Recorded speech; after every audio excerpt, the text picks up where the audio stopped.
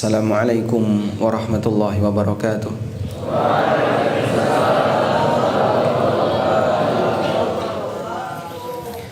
Alhamdulillahi rabbil alamin alladzi hadana lihadza wa ma kunna linahtadiya laula an hadana Allah. Laqad jaa rusulu rabbina bil haqq wa nudu an tilkumul jannatu uristumuha bima kuntum ta'malun. Wa ashhadu an la ilaha illallah wahdahu la syarika lah wa ashhadu anna Muhammadan abduhu wa rasuluh sallallahu alaihi wa ala alihi wa sahbihi wa man tabi'ahum bi ihsanin ila yaumiddin. Alhamdulillah, puji syukur kita haturkan kehadirat Allah Subhanahu wa taala. Allah kumpulkan kita di Masjid Pondok Pesantren Al-Hidayah Pringsewu, Lampung. Semoga Allah Subhanahu wa taala menjadikan kegiatan belajar di pagi hari ini diberkahi oleh Allah. Allah berikan kita rahmat. Allah Subhanahu wa taala memberikan kita keberkahan dan kita bisa memberikan manfaat bagi masyarakat. Tidak lupa kita mengucapkan jazakumullahu khairan kepada Mudir Ma'had Al-Hidayah Pringsewu yang telah memberikan kita fasilitas untuk belajar. Semoga Allah jadikan ini sebagai pemberat timbangan amal saleh bagi segenap panitia dan setiap yang terlibat dalam terwujudnya acara ini. Kita kalau di pengumuman temanya menjadi santri yang jujur. Yang bukan santri boleh pulang duluan. Atau mau di sini? Baik. Membangun kejujuran menguntungkan bagi masa depan hamba, terutama ketika dia berada di tengah masyarakat. Karena kita dianggap sebagai orang yang bernilai ucapannya jika kita adalah orang yang dianggap sebagai orang yang bernilai ucapannya jika kita adalah orang yang jujur. Dan dalam Al-Quran Allah Subhanahu wa ta'ala memerintahkan kita untuk menjadi orang yang jujur, sebagaimana yang Allah firmankan di surat At-Taubah ayat 119. Ya ayyuhalladzina amanu taqullaha wa kunu ma'as sadiqin. Ya ayyuhalladzina amanu taqullaha wa kunu ma'as sadiqin. Wahai orang-orang yang beriman, bertakwalah kepada Allah, wa kunu ma'as sadiqin, dan jadilah kalian bersama orang-orang yang jujur. Kejujuran merupakan perhiasan yang diberikan oleh Allah Ta'ala kepada para nabinya alaihimus salatu wassalam. Sehingga dengan sifat ini ucapan mereka bisa diterima. Dan demikian perjalanan hidup para nabi, mereka adalah manusia-manusia yang sangat jujur. Sehingga ketika mereka berdakwah, masyarakatnya tidak punya alasan untuk mendustakan perkataan para nabi itu, karena sepanjang perjalanan sejarahnya mereka tidak pernah berdusta. Kalaupun ada bentuk kedustaan yang dilakukan oleh Ibrahim, itu sifatnya tauriyah, dan insya Allah nanti kita akan sebutkan di belakang. Sampai pun Nabi Muhammad sallallahu alaihi wasallam, beliau punya gelar apa? Al-Amin, sebagai orang yang sangat amanah. Sehingga Allah Subhanahu wa taala jadikan itu sebagai hiasan bagi mereka bahkan sebelum mereka menjadi nabi. Maka mereka adalah orang yang telah disiapkan oleh Allah, maksum dari sisi tidak mungkin melakukan praktek kedustaan atau ucapan yang bohong, sehingga itu akan menodai kesucian dari risalah yang akan mereka sampaikan. Karena itu ketika Nabi sallallahu alaihi wasallam berdakwah, ada orang yang mendustakan beliau sallallahu alaihi wasallam, yang menyebut beliau sebagai dukun, menyebut beliau sebagai tukang sihir, menyebut beliau sebagai apa lagi, dengan aneka sebutan-sebutan yang lain, sebagai orang gila dan seterusnya. Tapi tidak ada di antara mereka yang mengatakan bahwa Nabi sallallahu alaihi wasallam pembohong. Allah Subhanahu wa taala berfirman, "Fa innahum la yukadzibunak walakinnadz zalimina biayatina yajhadun." Kata Allah taala, "Fa innahum la yukadzibunak." Sesungguhnya mereka wahai Muhammad la yukadzibunak, tidak pernah mendustakanmu. Artinya mereka tidak pernah menilai Nabi Muhammad sallallahu alaihi wasallam sebagai pendusta. Tidak pernah menilai Nabi sallallahu alaihi wasallam sebagai pembohong. Walaupun apa yang beliau sampaikan itu bertolak belakang dengan keyakinan orang musyrikin. Lalu kenapa mereka menolak? Kata Allah, "Walakinnadz zalimina biayatina yajhadun." Tapi yang terjadi hakikatnya adalah orang-orang zalim itu menolak ayat-ayat kami. Maka dalam dakwah yang disampaikan oleh Nabi sallallahu alaihi wasallam, di sana ada subjek dakwah, ada objek dakwah. Subjeknya yaitu sosok beliau sallallahu alaihi wasallam. Sosok Nabi sallallahu alaihi wasallam bagi orang musyrik enggak ada satupun di antara mereka yang menilai miring terhadap beliau. Muhammad itu pembohong, Muhammad itu pendusta, enggak ada. Sementara kenapa mereka mendustakan apa yang disampaikan Nabi sallallahu alaihi wasallam? Ternyata sasarannya adalah yang diserang itu apa yang disampaikan oleh Nabi sallallahu alaihi wasallam. Kami kufur kepada apa yang kau sampaikan. Kami ingkar terhadap apa yang kau sampaikan. Sehingga Rasulullah sallallahu alaihi wasallam status beliau tidak didustakan, namun mereka menolak apa yang disampaikan oleh Nabi sallallahu alaihi wasallam. Baik. Ini menunjukkan bahwasanya status kejujuran yang dimiliki oleh Rasulullah sallallahu alaihi wasallam sebagai sifat yang melekat pada diri beliau dijaga oleh Allah, dan dengan sebab itu orang musyrikin mereka tidak berani untuk kemudian menggelari Nabi sallallahu alaihi wasallam sebagai pembohong walaupun dakwah beliau ditolak. Disebutkan dalam firman Allah Subhanahu wa taala di surat Al-Muddathir, ada seorang tokoh Quraisy yang dia menjadi rujukan pusat, rujukan paling tertinggi untuk keluhan yang disampaikan oleh orang Quraisy. Kira-kira apa sih gelar yang cocok yang harus diberikan kepada Nabi Muhammad sallallahu alaihi wasallam? Posisi orang Quraisy ini lebih tinggi daripada Abu Jahal. Siapa orang yang dimaksud? Siapa yang dimaksud? Al-Walid ibn al-Mughirah. Masya Allah, dapat hadiah. Al-Walid bin Mughirah, ketika dia mendatangi Abu Bakar As-Siddiq radhiyallahu anhu, dia kemudian bertanya, seperti apa sih yang diturunkan kepada Muhammad? Lalu Abu Bakar radhiyallahu anhu membacakan beberapa ayat Al-Quran. Abu Bakar radhiyallahu anhu menyampaikan tentang beberapa teks dari ayat Al-Quran. Apa yang terjadi? Al-Walid merasa ini bukan sihir, ini bukan perkataan dukun, ini bukan syair. Sehingga dia merasa bahwasanya apa yang dibawa oleh Muhammad SAW ini adalah kebenaran. Berita ini kemudian sampai kepada masyarakat Quraisy hingga Abu Jahal berusaha untuk menghalangi jangan sampai Al-Walid masuk Islam.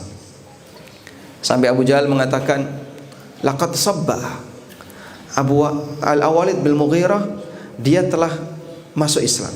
Dulu orang yang masuk Islam disebut dengan Sabi'in, dan disebut dengan Sabi' karena makna Sabi' adalah orang yang dia mengikuti ajaran yang tidak sama dengan ajaran masyarakatnya. Sampai dia mengatakan, kalau Al-Walid jadi Sabi'in, nanti seluruh masyarakat Quraisy akan jadi Sabi'in. Akhirnya Abu Jahal datang kepada Al-Walid dan menyampaikan bagaimana dukungan orang-orang Quraisy terhadap Al-Walid dan permintaan mereka jangan sampai Al-Walid bin Mughirah masuk ke dalam ajaran Nabi Muhammad SAW. Maka Al-Walid ditugasi untuk berpikir, apa kira-kira gelar yang cocok untuk dakwah yang disampaikan kepada Muhammad SAW. Allah Ta'ala berfirman, "Dzarni wa man khalaqtu wahida wa ja'altu lahu malam mamduda wa banina syuhuda wa mahattu lahu tamhida, dan seterusnya. Dzarni wa man khalaqtu wahida, biarkan aku dengan makhluk yang aku ciptakan sendirian. Sebagaimana makhluk ini aku ciptakan sendirian, aku sendiri yang akan ngurusi sendirian. Yang dia bertugas untuk mikir. Thumma fakkara wa qaddar faqutila kaifa qaddar thumma nadhar thumma abasa wastakbar thumma adbara wastakbar faqala in hadza illa sihrun yu'thar. Dia berpikir, dia melihat bagaimana kira-kira yang cocok, apa yang kira-kira harus diberikan kepada Muhammad. Disebut tukang syair nggak cocok, disebut dukun nggak cocok, disebut orang gila nggak cocok, disebut ini nggak cocok, sampai terakhir dia bilang apa? In hadza illa sihrun yu'thar. Jadi pada posisi ketika dia mau menyebut Muhammad sebagai pembohong, dia nggak sanggup. Muhammad bukan pembohong. Sampai Al-Walid pernah bertanya kepada kumpulan orang-orang Quraisy, pernah nggak kalian punya pengalaman dalam sejarah Muhammad dia bohong walaupun sekali? Apa jawab mereka? Kami nggak pernah punya pengalaman seperti itu, baik sebelum jadi nabi apalagi pasca jadi nabi. Sehingga dalam posisi ini Rasulullah sallallahu alaihi wasallam dijaga oleh Allah, disiapkan oleh Allah. Sebelum beliau jadi nabi, beliau menjadi pribadi yang jujur. Inilah salah satu di antara contoh bahwa kejujuran itu memberikan manfaat besar bagi apa jamaah? Bagi apa? Bagaimana kehidupan hamba ketika berada di tengah masyarakat. Anda bisa bernilai sebagai orang yang diterima ketika bicara dihargai, karena kita adalah orang yang selalu berlatih untuk jujur ketika bicara benar dan seterusnya. Bahkan tidak hanya itu, sampai pun orang kafir mereka sangat menghargai yang namanya kejujuran. Abu Sufyan pada waktu dia masih kafir, beliau ketika itu berada di Ilya. Di mana Ilya? Ilya di mana? Di Syam. Ketika beliau berada di Syam, bertepatan dengan Raja Heraklius menerima surat dari Nabi Muhammad sallallahu alaihi wasallam. Beliau diajak untuk apa? Raja Heraklius diajak untuk apa? Masuk Islam. Maka Raja Heraklius ingin mencari tahu tentang data nabi yang dia berada di daerah Arab. Akhirnya dicari kira-kira siapa yang bisa memberikan penjelasan. Ketika itu ada rombongan kafilah dagang dari masyarakat Mekah. Akhirnya mereka semuanya diundang untuk masuk ke dalam istana. Raja Heraklius kemudian berkata, siapa di antara kalian yang paling dekat hubungannya dengan Muhammad, orang yang memberikan surat ini? Faqala Abu Sufyan, ana aqrabuhum nasaban. Aku yang paling dekat nasabnya dengan dia. Faqala udnu minni, kamu mendekat ke sini. Wa qarribu ashabahu faj'aluhum inda dhahrihi. Kamu mendekat sementara teman-temanmu berada di belakangmu. Abu Sufyan yang maju, sementara orang-orang Mekah yang lainnya bersama rombongan Abu Sufyan di belakangnya Abu Sufyan. Tsumma qala liturjumanihi. Kemudian Raja Heraklius menyampaikan kepada penerjemah dalam dialog itu, qul lahum, sampaikan kepada mereka semuanya, inni sa'ilun hadza an hadzal rajul. Aku mau bertanya kepada orang di depan ini tentang orang yang mengirimkan surat kepadaku. Tentang siapa? Nabi Muhammad sallallahu alaihi wasallam. Inni sa'ilun hadza an hadzal rajul. Aku mau bertanya kepada orang di depan ini tentang orang yang mengirimkan surat kepadaku. Fa in kadzabani fakadzibuhu. Kalau nanti dia ngomong bohong, kalian yang di belakang sampaikan kalau dia bohong. Jadi orang-orang Arab di belakangnya, orang-orang yang satu rombongan dengan Abu Sufyan berada di belakang Abu Sufyan, diminta untuk jadi apa? Saksi. Kalau dia nanti ngasih data yang palsu, kalian di belakang tanggung jawab, sampaikan kalau dia pembohong.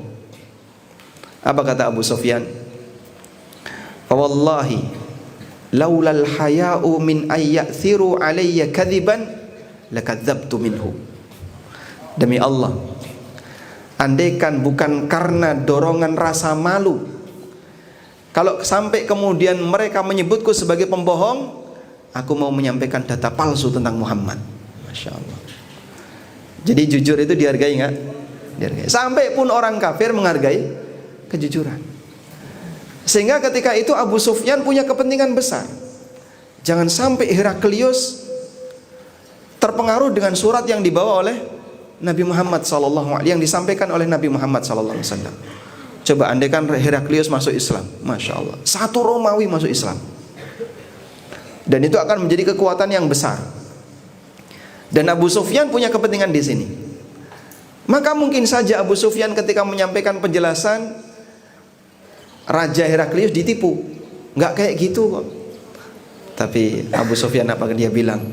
Laulal haya, andikan bukan karena rasa malu yang melekat, yang rasa malu ketika mereka menyebutku sebagai pembohong, lakadzabtu minhu, tentu aku akan bohongi dia. Tapi dia nggak mau bohong, sehingga kebohongan itu tercela jamaah. Sampai pun orang kafir mereka tidak mau berbohong. Disinilah kita bisa melihat bagaimana penghargaan, sekali lagi, nilai dari ucapan seseorang, nilai dari pembicaraan seseorang, apakah dia nanti bisa diterima atau tidak, tergantung dari kualitas kejujuran yang dia miliki. Baik, karena itu untuk bersikap jujur dimulai sejak kapan? Dimulai sejak kapan? Sejak masih kecil. Kita selalu diajarkan agar jujur dan selalu berusaha untuk memilih sikap jujur. Karena kalau dia selalu belajar jujur, maka akan dicatat oleh Allah sebagai orang yang jujur. Karakter baik ataupun karakter buruk itu bisa melekat pada diri seorang hamba disebabkan karena kebiasaan. Sehingga begini, para ulama mengatakan bahwa karakter itu ada dua. Yang pertama, ada karakter yang dia bawaan lahir. Kata orang Jawa, gawan bayi. Bagaimana karakter gawan bayi ini atau bawaan lahir ini? Yang disebut dengan karakter gharizi. Karakter yang Allah Subhanahu wa taala berikan kepada sang hamba, dan itu sudah menjadi sifat yang melekat pada dirinya. Yang kedua, ada karakter yang dia terwujud pada diri seorang hamba melalui proses. Dia berlatih, dia belajar, sering kemudian melakukan hal itu, sampai akhirnya melekat pada dirinya, yang disebut dengan karakter iktisabi. Disebut dengan apa? Karakter iktisabi. Baik, coba diulang. Karakter ada berapa? Ada dua. Yang pertama, gharizi. Gharizi. Apa tadi karakter gharizi? Bawaan lahir. Orang bilang sudah dari sononya. Karakter seperti ini biasanya sulit untuk berubah. Yang kedua apa? Karakter iktisabi. Karakter seperti ini terjadi ketika kapan?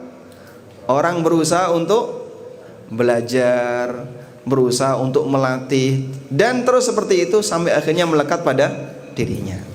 Baik, sekarang kita lihat seperti apa Pak contoh karakter iktisabi. Nabi SAW menyebutkan ada beberapa karakter baik yang itu melalui proses belajar. Contohnya karakter sabar. Nabi SAW bersabda, wa may yatasabbar yusabbirhullah. Barang siapa yang latihan sabar, maka Allah akan jadikan dia sebagai penyabar. Nabi SAW juga pernah bersabda, innamal hilmu bittahallum. Sesungguhnya sikap lemah lembut itu karena orang sering berlatih untuk lemah lembut.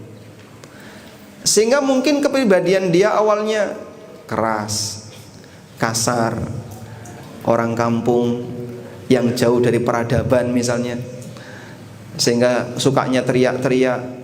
Tapi ketika dia belajar di Ma'had Al-Hidayah, dia belajar tentang kelembutan, dia belajar tentang ar-rifqu wal-lin, lemah lembut kepada sesama, kasih sayang kepada sesama.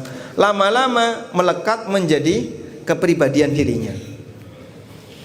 Ada proses yang dia lalui sampai akhirnya karakter itu melekat pada dirinya. Baik, karakter jujur dan pembohong ternyata juga bisa terjadi seperti itu. Nabi SAW pernah bersabda,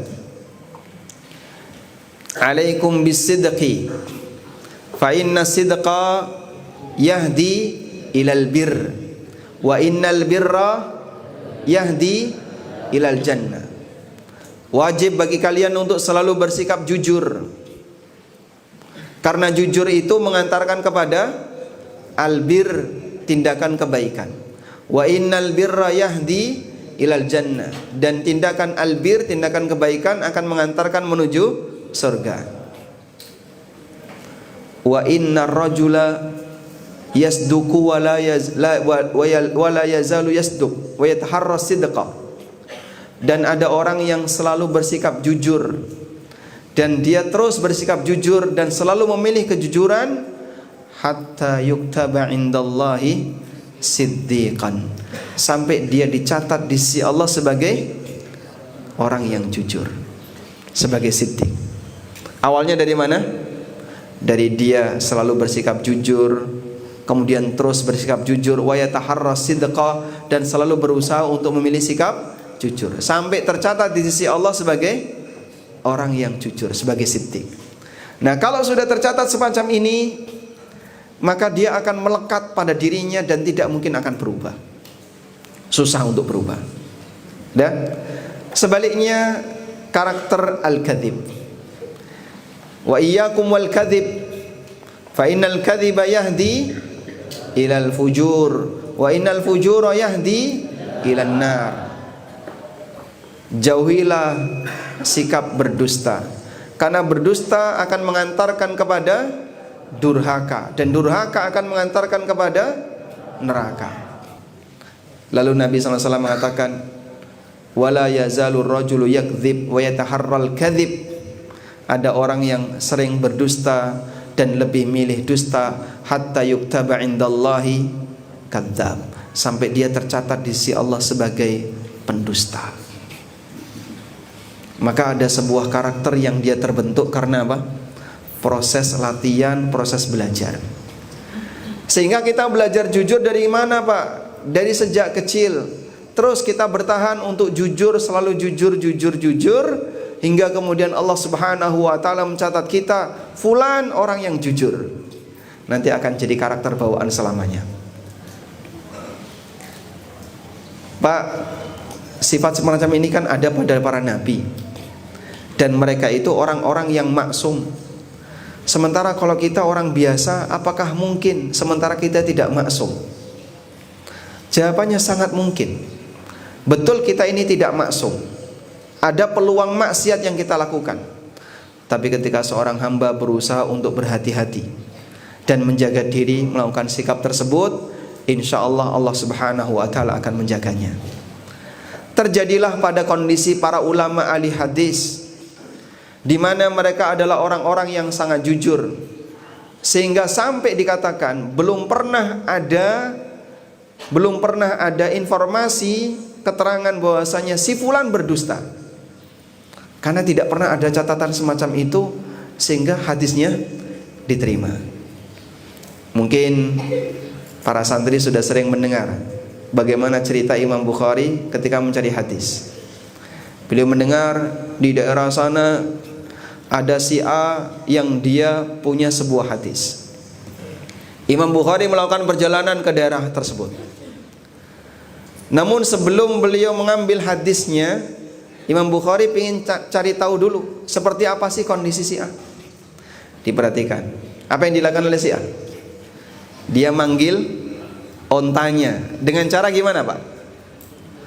Dia membawa sebuah ember kosong, kemudian ember itu ditepukkan di tanah. Onta-onta yang berada di sekitarnya dikiranya ini isinya makanan. Akhirnya semuanya mendekat. Begitu mereka mendekat, onta-onta tadi mendekat, langsung ditangkap dan ternyata nggak dikasih makan. Diperhatikan sama Imam Bukhari. Dia berani bohong sama onta. Jangan-jangan hadisnya palsu, ditinggal. Masya Allah.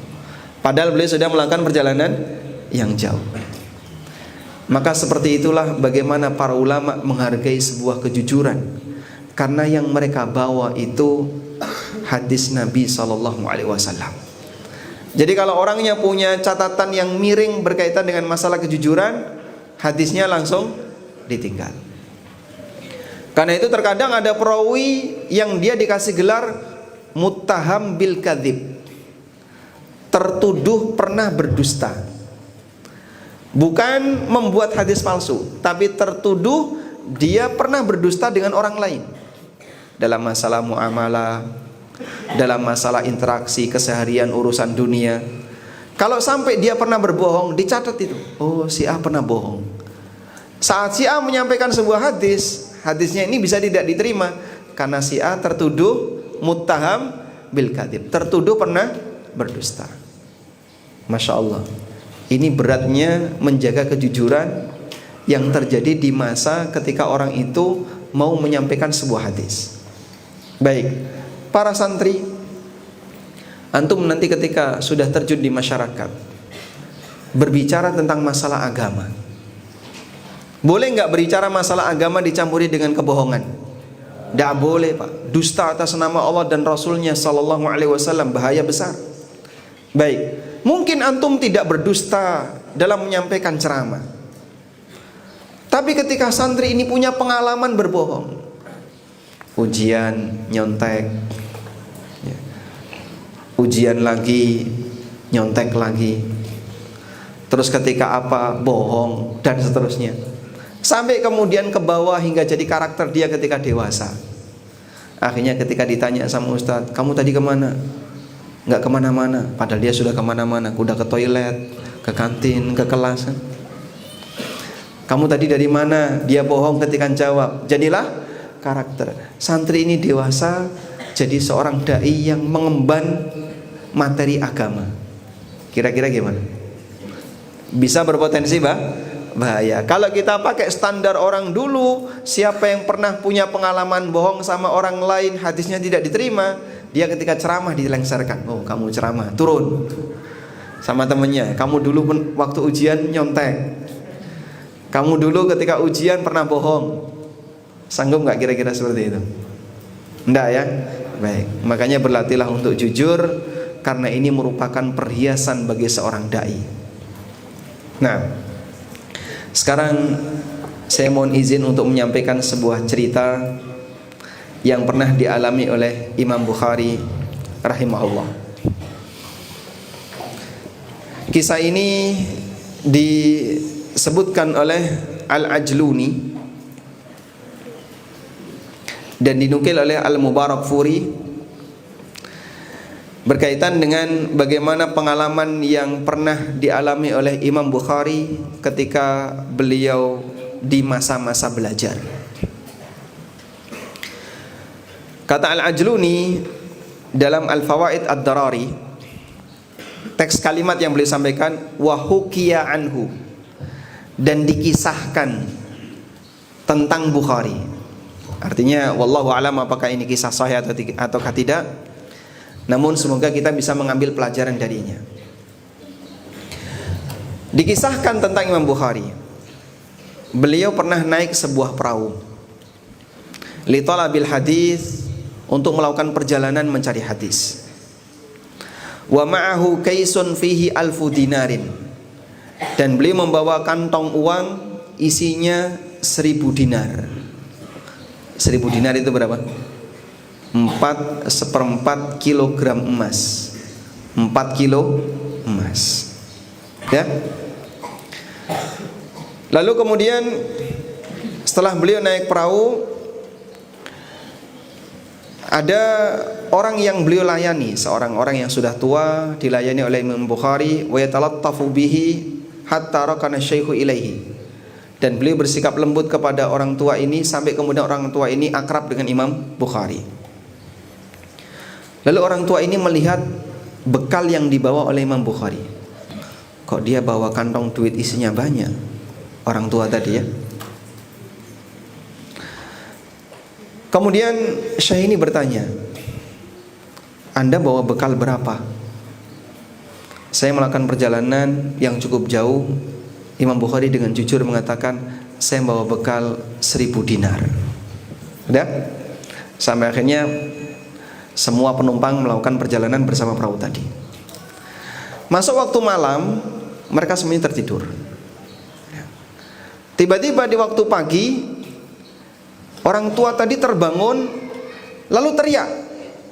Dia teriak, wasyaqqa thiyabahu, sambil nangis-nangis dia teriak, merobek-robek bajunya, menunjukkan penyesalan yang dia lakukan. Faqala lahun nas waihaka malak. Maka semua orang bertanya, loh bapak kenapa kok nangis seperti ini? Kemudian orang ini mengatakan, saya membawa kantong duit isinya 1000 dinar, tak cari kok hilang. Saya cari-cari hilang. Akhirnya mereka rapat dan sepakat, mumpung kita belum mendarat, kita harus periksa siapa yang membawa kantong berisi 1000 dinar. Berarti dialah malingnya. Masya Allah. Kira-kira gimana ini? Menakutkan ya? Apa yang kira-kira bisa Anda lakukan ketika Anda menjadi seorang Bukhari? Gimana mas? Hah? Apa yang kira-kira mau dilakukan? Baik. Akhirnya dilakukanlah pencarian. Satu kantong 1000 dinar tadi, masing-masing tas diperiksa. Kemudian Imam Bukhari diam-diam membuang uang 1000 dinar tadi ke dalam laut. 4 kilogram emas dibuang ke laut. Diam-diam beliau buang. Sudah. Sudah. Falamma fattashul Bukhari walam yajidu ma'ahul kais. Ketika mereka membuka tasnya Bukhari, enggak dijumpai adanya kantong tadi. Sudah enggak ada. Sampai akhirnya mereka pun kemudian mencela si lelaki tadi, si orang tua ini. Pak, enggak ada pak, bapak jangan ngawur, bapak jangan mengada-ada, katanya ada yang maling uang 1000 dinar. Kami sudah periksa semua tas, enggak ada satu kantong yang isinya 1000 dinar. Ya ada yang mungkin cuma bawa 10 dinar, 20 dinar, tapi yang sampai bawa 1000 dinar enggak ada. Kita sudah periksa semua tas, ini kan kapal belum mendarat, sehingga enggak mungkin mereka bisa menyimpan di tempat-tempat ini. Semuanya sudah diperiksa dan enggak ketemu ada orang membawa kantong berisi 1000 dinar. Dan sampai akhirnya situasi tenang. Maka Syekh tadi tanya sama Imam Bukhari, ma fa'alta bil kais? Kantongmu mana? Kantongmu tadi mana? Qala alqaituhu fil bahr. Aku sudah buang ke laut. Kemudian orang ini bertanya lagi, hal samahta nafsuka bidhihabi alfi dinar? Kamu rela kehilangan 1000 dinar, 4 kilogram emas. Faqala lahu, ya qalilal aql, wahai orang yang akalnya rendahan, ana adhabtu umri wa mali fi talabil hadis, wa qad thabata 'inda an-nasi anni thiqatun, afala anfi anni ismas sariqah. Wahai orang, aku sudah berjuang untuk mencari hadis dan banyak orang mengenalku sebagai orang yang terpercaya. Dan saya berusaha untuk menjaga itu. Apakah hanya gara-gara dengan 1000 dinar semuanya akan hilang?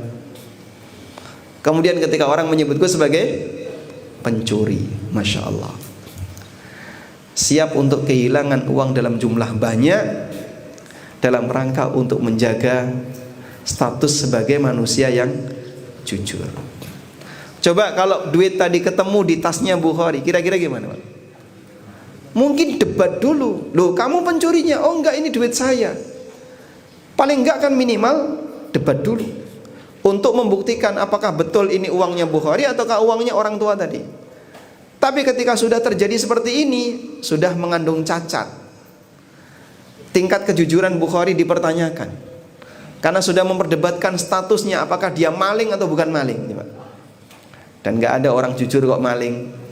Ada nggak santri jujur yang mencuri barang temannya? Nah, santri jujur yang maling ada nggak? Nggak mungkin. Dia ngomong saja nggak berani bohong, apalagi ngambil harta orang. Masya Allah. Itu contoh perjuangan yang luar biasa yang mungkin bagi kita. Kehilangan 4 kg emas. 4 kg emas kalau dipakai rupiah jadi berapa? Hah? Nggak tahu. Pernah nggak lihat? Nggak pernah. Masya Allah. Berapa kira-kira? Lebih dari 4 miliar Pak. Sekarang kan harga emas 120-an juta. Lebih dari 4 miliar 1 juta sekian puluh ribu, 1.200.000. Jadi lebih dari 4 miliar. Tapi Masya Allah, berani kehilangan duit seperti itu dalam rangka untuk menjaga status sebagai orang yang terpercaya. Wallahu ta'ala alam. Baik, mungkin demikian yang bisa kita sampaikan sebagai pengantar. Semoga Allah subhanahu wa ta'ala menjadikan kita sebagai hambanya yang selalu menjaga kejujuran, hingga Allah catat kita sebagai hamba yang siddiq. Wassallallahu ala nabiyyina Muhammadin wa ala alihi wa sahbihi wasallam. Nah, selanjutnya kita kembalikan kepada Ustaz Matul.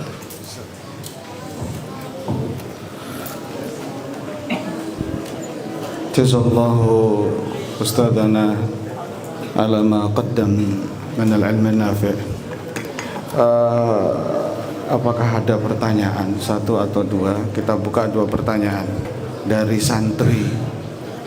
Kalau tidak ada, segera kita tutup karena Ustaz juga butuh istirahat.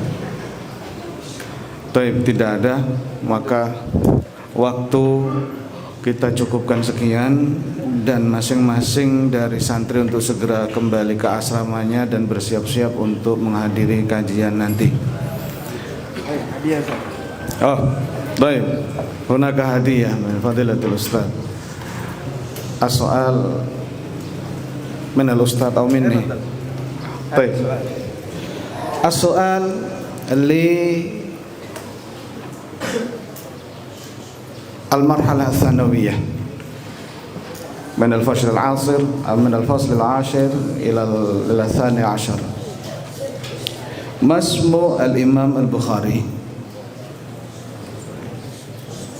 Masmu al-Bukhari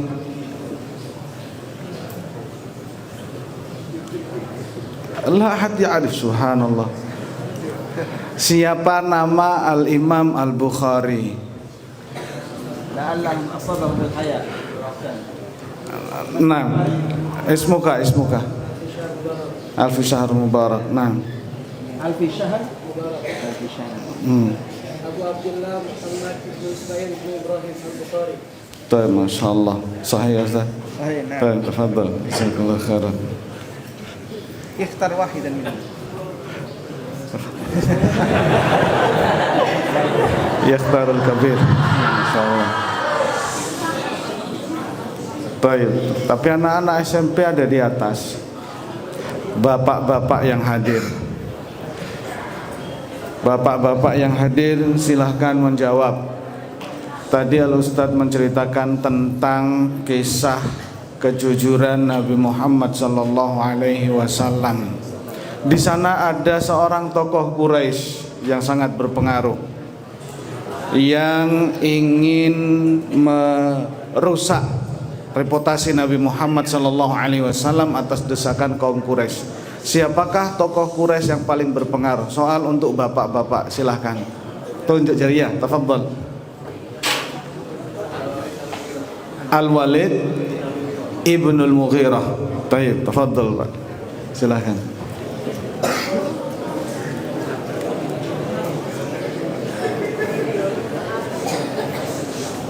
Masya Allah. Dari mana Pak? Nama?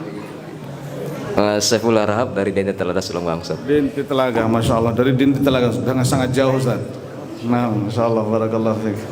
Tafadhal. Demikian abnai talabah wa ikhwati al-asatidzah wal hadirun.